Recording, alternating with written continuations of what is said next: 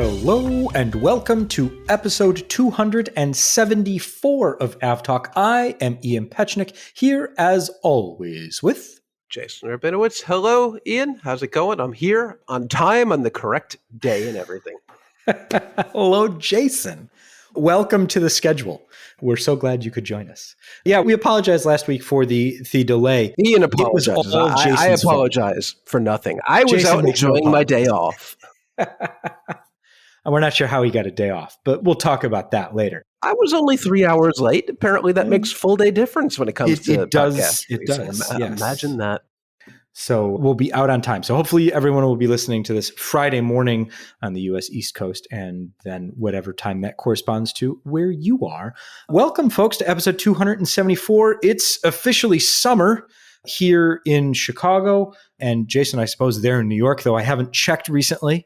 It's hot. I assume really hot. So yeah, there as well. It's summer. We're getting ready for all of our summer activities.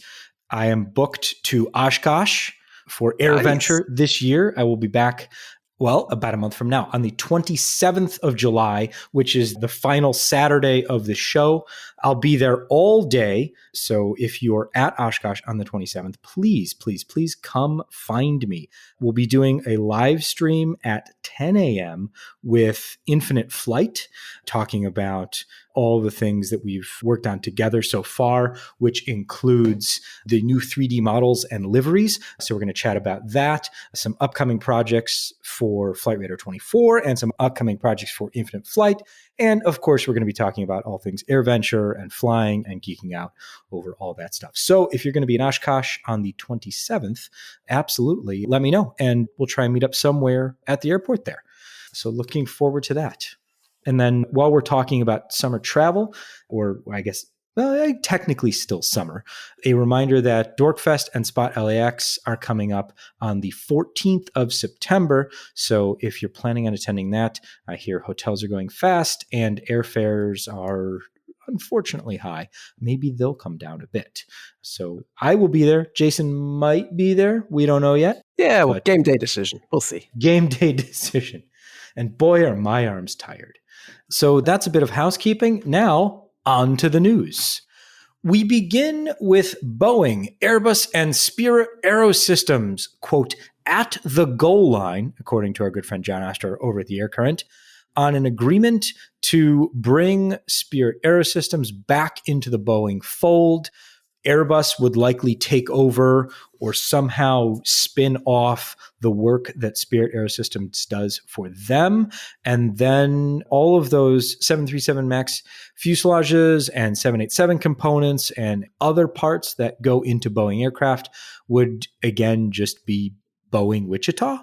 I don't know. That's something I don't know if we've talked about. Like, I suppose that's kind of the least of their concerns. But I feel like what to name the thing? Yeah, I don't think anyone is thinking about that right now. Well, Reuters and Mr. Ostrower over at the Air Current are reporting that the deal is likely to be concluded this week. At the end of last week, they said as early as Monday, but seems like beyond that since it's already Wednesday, and it will be Friday by the time the podcast comes out. So, Jason, as is true AvTalk fashion, by bringing this up and discussing it, we've almost guaranteed that a deal will be reached as soon as we hit stop on the record button. It could be any second. Though we did read earlier this week that there was a last-minute wrinkle in any potential deal that apparently Boeing said, you know what, maybe we don't want to buy Spirit Aerosystems with cash. Maybe they'll take Boeing fund bucks, which is actually just stock in the company, which apparently isn't a huge problem in this deal. It's just very late in the game to decide, we're not good for the cash, but here's some stock equivalency. Will you take a check? Will you write an IOU, basically? Doesn't seem to be as big a deal as I thought that would be, but any day now, it seems. Any day now. Of course, that will not automatically flip a switch and make Spirit Aerosystems all good and everything will be great. That is just the end of the current saga and the beginning of a very much bigger, daunting challenge of righting the ship that is Spirit Aerosystems. Of course, work to improve quality has already been ongoing, but at this point, it will become Boeing's in-house problem to fix. Which is hopefully a good thing. Probably not a bad thing at this point. We'll see. So yeah, we'll keep on that and perhaps have more to share next week. Yeah. Also in Boeing news, though, also reported from John Ostrower is that apparently Boeing won't be taking the 73 MAX or 777X test aircraft to Farnborough, which is a bit disappointing. Not that I had any intent to ever go, but yeah, Boeing will again not be showing off its latest wares at one of the world's biggest air shows. Huh. Yeah. Interesting. Yeah, well, they quote, our commercial airplanes team has been focused on implementing our comprehensive safety and quality plan and working to meet the commitments we've made to our customers. With these priorities in mind, we decided that rather than prepare and perform flight demonstrations this summer, we are redirecting the engineering and manufacturing resources towards airplane production and certification. That's a mouthful to basically say, we're too busy, maybe next year, which is probably, Sure. Yeah. I think that sounds like a fine idea. Yeah, I don't think bringing those aircraft to Farnborough and making them dance over the runway is really going to sway any public opinion or more importantly, any airline CEOs to make a big purchase at this point. If the aircraft aren't certified, it's not really all that helpful. Yeah, there is that. There is that minor details. Focus on that. Good stuff. Good decision. So last week, we talked about some incidents that occurred as they relate to Southwest Airlines. We talked about a May 25th incident in which Southwest pilots reported that the aircraft experienced Dutch roll, which we then talked about what, in fact, Dutch roll was. And I made a clunky explanation. And we said we would put a link in the show notes to the Wikipedia entry that was much better at explaining that. And a few of you wrote in and said, you should have just said, go look at the Wikipedia thing instead of trying to explain it. So I appreciate all of those that said, stop trying to explain it and just tell people to go look at Wikipedia. Wait, didn't I do that? What? Didn't I tell you just to look at the animation in Wikipedia? Yes. Oh, okay. But that was after I had tried to explain it. Oh, yeah. All right. Basically, I got called out for wasting some people's time, which, I mean, we're doing it again right now, Ian. We're doing it again. Vacillates between we've done it 274 times. Exactly. But while the NTSB is investigating, Boeing's chief engineer, Howard McKenzie, said that he believes the Dutch roll experienced by the Southwest aircraft was due to factors specific to that aircraft, not the 737's design or production. Didn't really go into much more than that, other than saying it was a unique experience. So it sounds like there was an issue possibly with this particular aircraft. But the NTSB is investigating, and so they'll have much more to say on that. We also talked about an 11 April incident in which a Southwest aircraft was conducting a go-around and achieved, euphemistically, an excessive descent.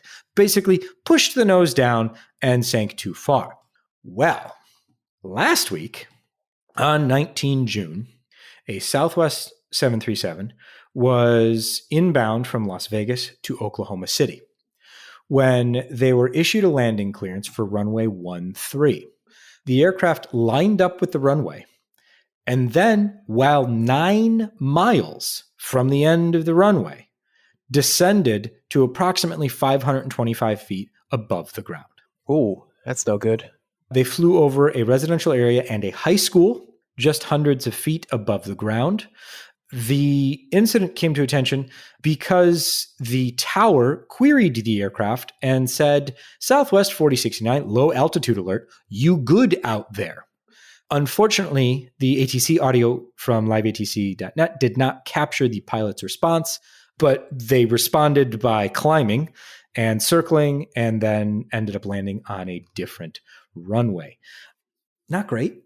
No, I feel like I did hear other ATC recordings, maybe not from Live ATC, that did capture it, and it was a very nonchalant response from the Southwest crew, which sounded, I don't know, maybe it was fatigue because it was a flight landing Oklahoma City time after midnight, so it would be late in their duty day. They're not operating another flight. Southwest doesn't operate overnight. The whole thing was just very odd after descending almost to 500 feet above ground level and being issued a low altitude alert that the pilot didn't seem to really be all that alarmed. Of course, they climbed and they actually approached from a different runway. They were assigned a new runway after that. They circled around a little bit and came in on a different runway. But this is very different than the incident in Hawaii just a week earlier, as there were no other circumstances involved that we know of here. There was not only was there not any significant weather in the area, there was no weather in the area. It was perfect visibility, no storms, no real clouds, no issues whatsoever Light on that front. winds. Yeah. It was a perfect night for A flying. nice night. And Yeah. we have this crew flying into Oklahoma City, which is an airport I'm sure most Southwest pilots have flown into many times before, unlike Hawaiian Islands, which are not a station most Southwest pilots will get to, since there's all sorts of bidding required to get out to those luxurious routes. So very concerning that the crew would have descended to a field they would have been presumably familiar with and be so low, so far out. We'll wait. Hopefully the NTSB will investigate this and find out, oh, they were lined up with a highway that looked like the approach lights. We don't know, but hopefully the NTSB will investigate this. So I'm sure we'll find out again that the voice recorders were overwritten and are not available, and we'll never really learn what happened here. But maybe we'll find out also that the crew filed an ASAP report, just like the crew in the Hawaiian Islands did as well. So we'll wait and see. Yeah. Stay tuned for more on this one. I'm keen to learn why on such a beautiful evening this incident occurred. Let's stick with Southwest, but shift gears in a business direction. Southwest issued updated guidance on its financial performance today for the second quarter of 2024. These projections, quote, are based on current booking trends and the company's current outlook, and actual results could differ materially. And for Southwest's sake, we hope they do. Southwest now says that unit revenue, or RASM, will be down 4 to 4.5%, rather than previously estimated 1.5 to 3.5%. So that's revenue per available seat mile. ASMs, so available seat miles, or how much capacity the airline has, up 8% to 9% year over year. So the airline is growing, but the amount of money they're taking on each available seat mile is going to be down further. Not great. Not great. And great. 4 point something percent may not sound like a big deal, but when you tell Wall Street to expect 1 point something and it's 4 times higher than that, that's a really big deal. Maybe Elliott was right. I don't know. Well, let's not go too far, but they may be onto something. I mean, I think that there's a kernel of truth in every criticism. And in this case, I think the criticism that Southwest has moved too slow is certainly bearing that out. And Southwest says so themselves. And I'm quoting now, the reduction in the company's RASM expectation was driven primarily by complexities in adapting its revenue management to current booking patterns in this dynamic environment. It kind of means we're not prepared for whatever people are throwing at us post-COVID because we don't quite understand it yet. That's my take on it. I think that's an accurate translation from 8K speak to human. I'm sure Southwest is not the only airline in that position. Remember, in the immediate period after COVID, airline revenue management didn't know at all what to do with fares because things were so unpredictable and changing so quickly. But it kind of seems like Southwest is stuck in that mode where it can't keep up with the changing moods and vibes of the general air traveling public. It's not good. They can't keep up. And vibes. I mean, that's kind of what's going on here, right? Yeah. Kind of. Especially when they have no real international network to speak of beyond close in Mexico and Caribbean. They don't have that international travel to really sustain them. But who knows? Next week, maybe that won't matter. Maybe everyone only wants to go to Florida. Quote, despite lowered expectations, the company continues to expect an all-time quarterly record for operating revenue in the second quarter. So it's not great news for Southwest, but it's not all bad news. Yeah, but revenue doesn't mean anything if you're not making profit. I'm trying to will Look the on the mood bright and side, vibes, Jason. Yeah, that's true. That's true. It's not going to work, but you're feeling it. I can do whatever I want. Just like you ordered your iced coffee earlier. There you go. That pre-show discussion, bringing it back. The NTSB released a preliminary report on United Airlines Flight 28's uncontained engine failure. This incident occurred on May 14th after the aircraft had departed Singapore and turned back not long after departure, squawked 7700, and landed safely. What we learned later was on a single engine because the number one engine had failed. We heard not long after the incident that it was an uncontained engine failure. Jason and I, we've been waiting for this preliminary report to come out to really discuss anything because Jason and I have been privy to seeing photographic evidence of that uncontained engine failure, which has not yet been made public. And unfortunately, we are unable to make public at this time. But we can talk about it. We can talk about it. And those photos... We've been holding on to this one for months, and we're shocked that this has not been made public or leaked or something. And we're not going to be the ones to leak it. But no. Wow. The photos that we have seen, so this is that we're talking about the number one engine, so the left engine. The left engine suffered an uncontained engine failure in which a piece of the engine, we're not exactly sure which yet because the NTSB has not said specifically what happened. The preliminary report is short on details saying, hey, we're going to look into it and we'll let you know more later. This is a GE NX engine on a 787-9, and the engine failed, puncturing the engine case and taking off a large collection of the nacelle chevrons from about, if you're looking at the engine from the back, from about 11 o'clock to 8 o'clock on a clock, that part of the engine cowling is just gone. And there is a large hole in the engine itself with some visible fire damage. So this was a rather serious incident. And it's interesting to me that the NTSB didn't really say anything until issuing a preliminary report today. Yeah, it's very surprising. Luckily, the hole in the core of the engine and the missing cowling section was not adjacent to the fuselage because it looks like there was quite a bit of kinetic energy here, and it could have been a much different situation had whatever been ejected from the engine or the engine core gone 180 degrees the other way. Yeah. It could have been a very different situation because there is a significant chunk of this engine not in the engine anymore, not attached to the engine anymore. And apparently, even with that, there was enough damage to this aircraft that it had to stay in Singapore for 16 days before being ferried back to...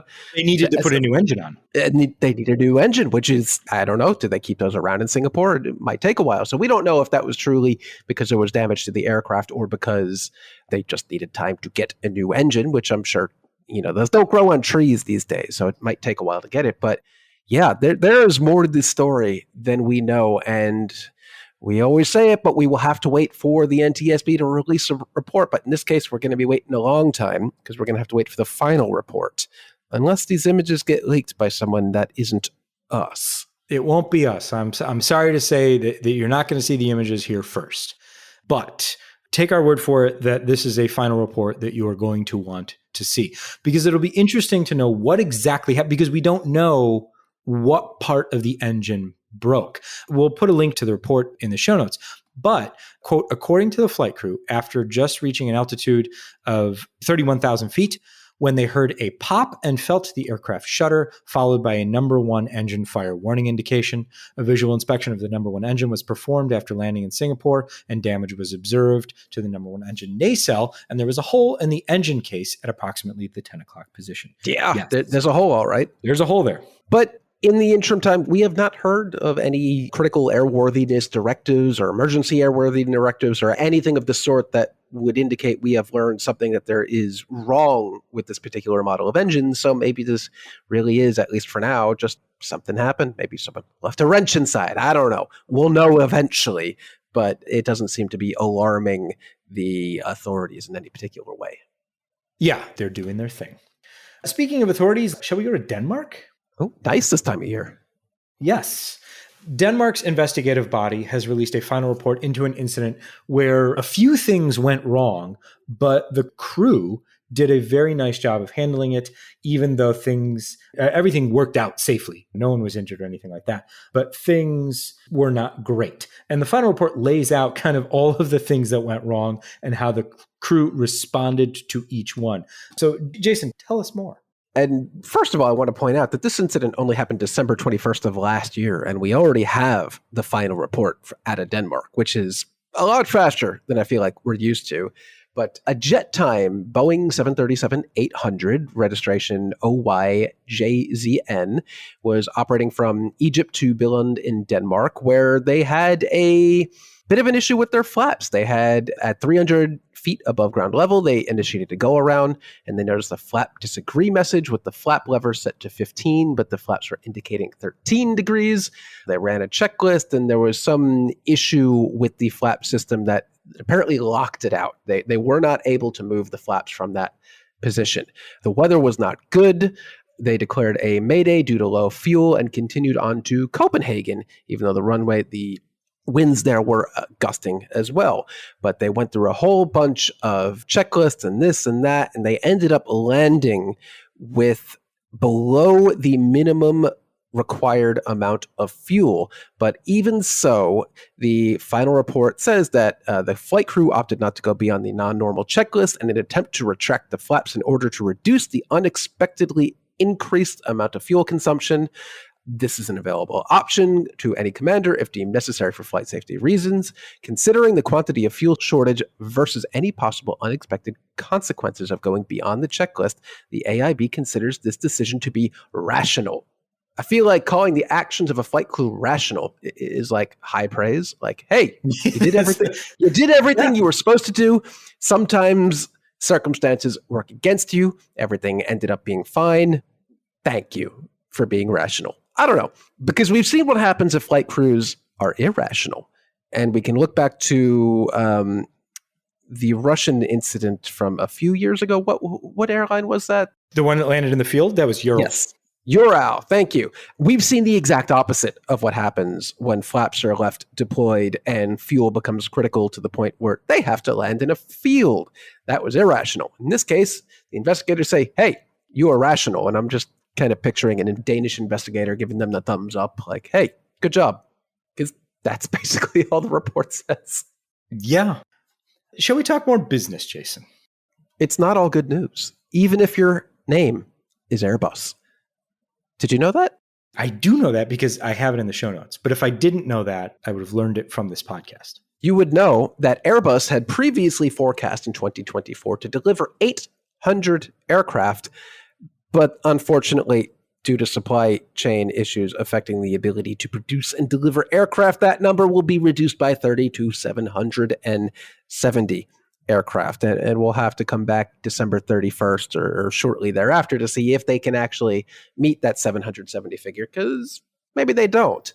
But yeah, lowering at this point in the year the expected amount of aircraft to be delivered is not great, but it's also not the only news, as Airbus is also pushing back the ramp up of A320neo family production to 75 back a year from 2026 to 2027. So apparently Airbus sees the writing on the wall and knows supply chain issues are not going to be solved today or tomorrow or even in 2026.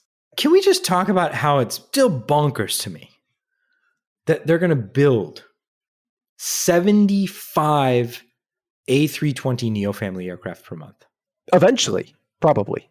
I mean, that they have plans to build 75 A320neo. It is a lot of airplanes. As long as, and I quote, the specific supply chain challenges in a degraded operating environment, end quote, are resolved, which doesn't seem to be the case so far because we keep seeing these delivery projections lowered and ramp up schedules bumped out.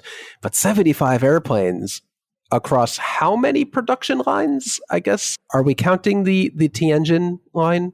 I'm not sure. I think we have to. Yeah. I think we do. Yeah, that's not just interior fitting. That's final assembly. No, that's for the A320 family. That's a full line. Yeah, there are a lot of lines in a lot of places pumping out these aircraft, and 75 is just a crazy number.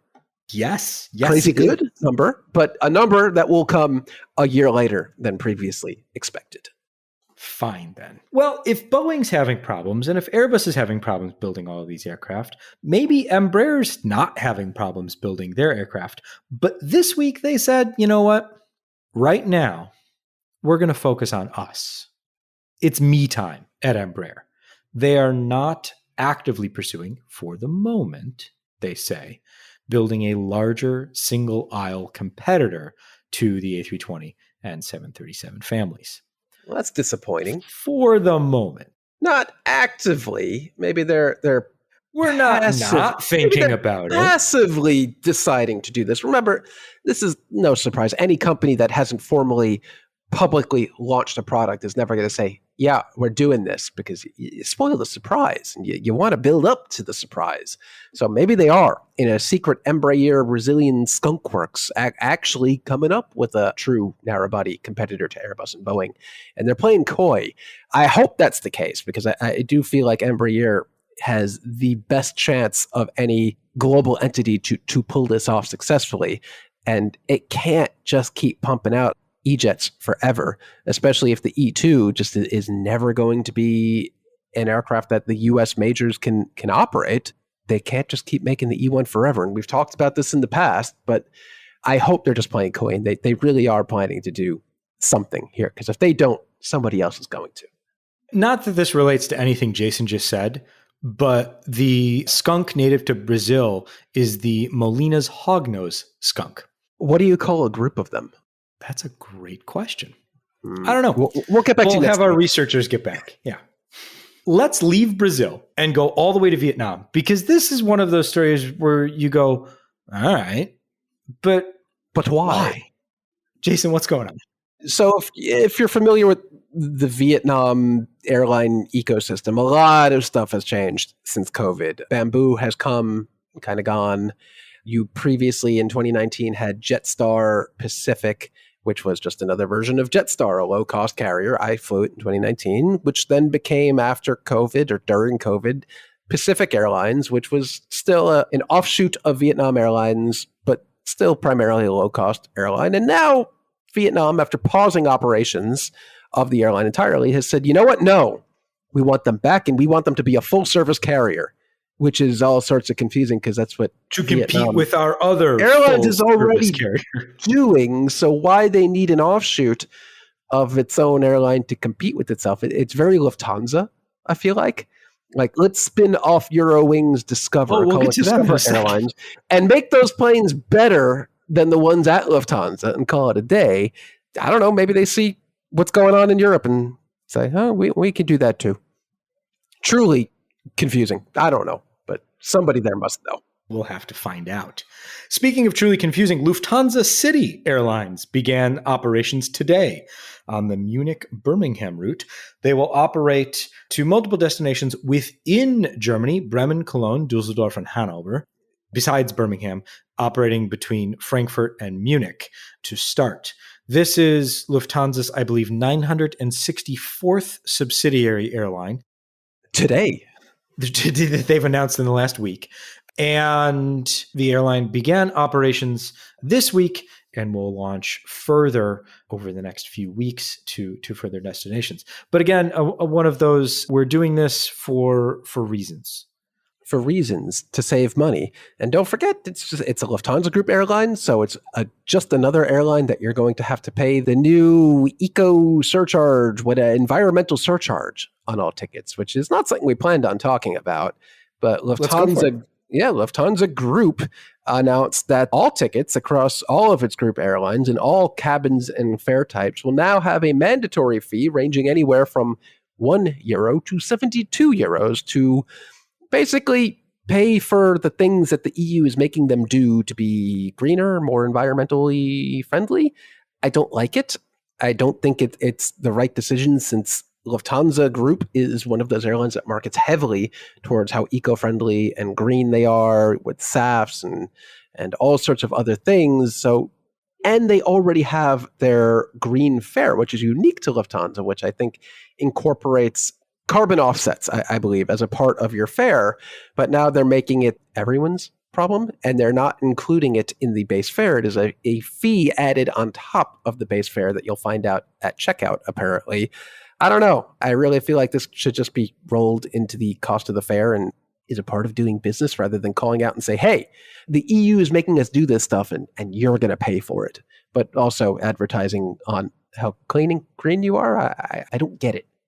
Yeah, I mean, to me, it's a little bit mixed because if you're saying, okay, these are the regulations, this is just the cost of doing business now as an airline. Because if as an airline, you're saying, oh, we need to be more green, and then you're going and complaining about being more green.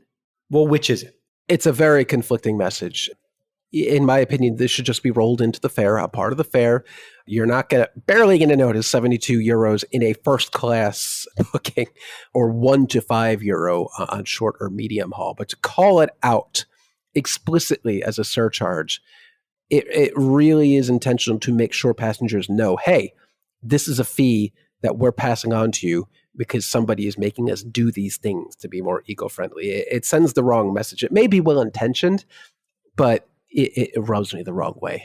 Yeah, I mean, I wouldn't mind it if they were saying, these are the things we're doing. This is how much it costs, and therefore it's part of your ticket. But to add it as an additional surcharge beyond the price of the ticket, that seems disingenuous to me. Yeah. There's another way to become a greener airline, Jason. What's that? You can just retire 24 planes all in one go. And then you could call it a green initiative. And then everyone wins. That's not what FedEx is doing. That's not what FedEx is doing. They're saying we don't have the business to sustain 22 Boeing 757s. Demand is softening for the services that we offer. So we have parked permanently 22 757-200s. So those are gone from the airline for good. This was part of Southwest's fourth fiscal quarter, which ended at the end of May. And they said we've parked a bunch of aircraft. And also year-on-year revenue is down 53%. FedEx, by the way, I think you said Southwest. We already talked about that. We're talking about FedEx here. Sorry, FedEx. Yes, FedEx. If Southwest parked 22 757s, this would be a much bigger story. Yes, sorry, FedEx. So FedEx saying that revenue down 53% year on year, definitely seeing that continued softening in the air cargo market. But it's been a yo-yo ride for air cargo. So 1 minute demand is softening, everything is down. The next minute, someone's picking up 10 secondhand 777s to convert. Then they're having that number, and then they're actually converting 3 of them. But we got 7 6-7s over here. So it's this post-COVID yo-yo land. FedEx as a whole is kind of going through an identity crisis. They've got a lot going on. But like you just said, on the other end of the yo-yo bounce, Sun Country is expanding its cargo operation. It's taking 8 more 737-800 aircraft, not for passenger operations, but to extend its cargo operations. And these are coming pretty quickly as Sun Country operates under the Amazon Prime Air brand, I guess, not with the Atlas 767s, but with the little 738 cargo aircraft. And they should be And they have their own livery, which is a nice shade of blue. It's very nice. This will take it up from 12 to 20 freighters, which is not insignificant. This is a pretty big operation for a fairly small airline. Yeah. On the passenger side of things, less of a demand issue and more of a we don't have the aircraft needed to operate all the flights we wanted to. So American Airlines becomes the latest airline to kind of hold off on increasing capacity. And they're doing that by holding off on adding new pilots through the November class. So the September, October, November classes of pilots that are coming through, they will be pushed back to 2025. So we've reduced the amount of flying we're going to do, so we don't necessarily need all of these new pilots at this time. Chief of American Airlines, Robert Isom, says, quote, "We've got some work to do on building back from the hole we've created for ourselves." This quote coming after Vasu Raja was unceremoniously removed from his position and kicked out of the airline. Especially since under his supervision, it basically seemed like American only wanted to grow as a regional airline, connecting small cities to hubs. Not really helpful if you're looking to fly a mainline aircraft and all you're doing is adding an unstoppable amount of E-175s because those aren't flown at the mainline level. But at least it seems like the pilots in this training program are just being deferred until the following year, with only a few months, and not dropped entirely. Yes. Yet. So that's good news for those pilots, certainly. I did not have trash balloons on my AvTalk bingo card for this week. International trash balloons. International trash These balloons. aren't just any ordinary trash balloons. There's the title of the episode. They are well traveled, but it seems like Incheon Airport in South Korea, just about 40 kilometers south of the North Korean border, was shut down briefly for about 3 hours earlier this week because North Korea got mad at something South Korea did, and they launched a couple hundred balloons carrying trash over the border. And some of them found their way to the airport. That's different. What will they think of next? I don't know, but trash balloons is a good one. Wait a minute. I have to read this quote because I haven't actually read this article until right now. And I quote, "Among the items carried by the North Korean balloons have been articles printed with Hello Kitty characters, badly worn clothing, and soil containing traces of human feces and parasites," South Korea said. That is a very motley crew in the trash balloon. Awesome. I mean, the exact opposite of awesome. Not great, but anytime you combine the keywords of trash, balloon, feces, parasites, Hello Kitty characters in the same sentence, you're talking about something good. I guess that's a way to put it. Sure. It's interesting, without a doubt. This last bit of news was flagged by a podcast listener. Thank you so much for writing in on this one. Picked up in local press initially, and then has made its way into the international aviation press. A KM Malta Airlines. So this is the successor airline to Air Malta, which began as a replacement airline at the end of March. A pilot there was using their mandatory rest periods to fly to London and fly for Virgin Atlantic. Oh. That pilot has since been fired from Virgin Atlantic. On the spot. As soon as they caught wind of this pilot was fired on the spot, as they should be. But the story gets worse, doesn't it? It's hard to see how it could get worse, but it does. Jason, take us on. KM Malta didn't fire this pilot. They put this person on leave, apparently, rather than firing them. And the rest of the pilots at KM Malta are not amused by this, because this is kind of damning for any airline to have this kind of controversy. Of course, Virgin Atlantic did the right thing, firing this person immediately, because this is a clear safety violation, a rule violation, a law violation. You cannot do this. You cannot, even if you do moonlight for another airline, I guess that would be somewhat acceptable if you were doing it on, I don't know, time off or leave of absence, but not when you're supposed to be enjoying your mandatory rest period. But to not come around and relieve this person of their duties at the airline is just a really, really bad sign for any of the other safety issues that the airline's supposed to be keeping track of. Just not good. The only thing I can think of is that the lawyers got involved and said, we can't fire them right away. We have to do some sort of, due diligence or process or something before we can actually fire them. That's the only reason I can think of to cover their bases. It's the only reason they actually you fire want them. to think would be the possibility. Well, but nothing like that got in the way in Virgin. I mean, I assume, and having never worked in Malta, I assume the UK and Malta have different regulations, and who knows how stringent labor protections are in Malta.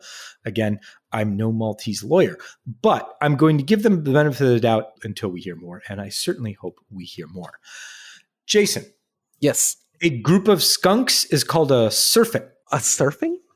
A surfeit. Surfeit? Surfeit. Oh, all right. Yes. That's great that our team of crack researchers were able to turn that up so quickly.